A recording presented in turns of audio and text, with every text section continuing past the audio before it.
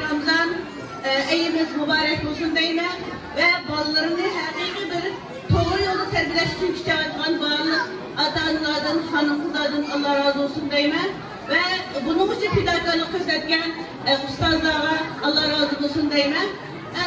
Ben ötken deyim, bir neçe ayının altında bir makale okup kaldım. O makalede şunda deyilgenken, Avrupa'da yaşaydıgan, yani Irak bir yaşaydıgan ve dindar kesimni pek yaxşı görüp ketmeydigan bir yazgıcı ve özünün tayyipçisidikileri şunda bir nasizlikti ve pek tesirlendim hakikaten.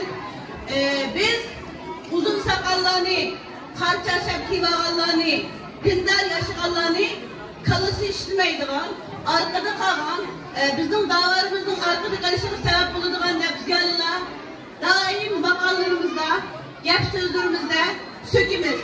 Ama ben bir şirketim Türkiye'ye verip kelgendiğim için şunda bir nesini his kıldım.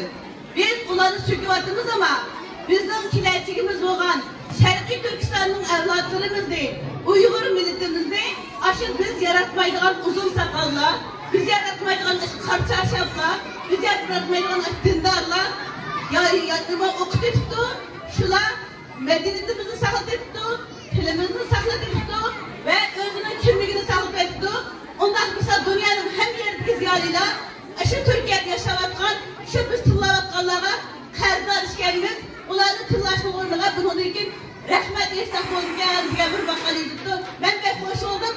Şu kardeşimiz şu bir kızıl alkış isteyme. Hakikaten dünyanın nereye kalsa kardeşler, Uygur ata-analar, Sezgin ata-analar, ballarımızın kilerciğinin ensireyimiz. Ballarımızın dinden uzaklıkta yetiştiğinden hemen milli kimliğimizi yok olup yetiştiğinden ensireyimiz. Hem yerde yaşavatkan, çetlerde yaşavatkan muhacir kardeşlerimizle Allah güç kuvvet versin, yardımcısı olsun.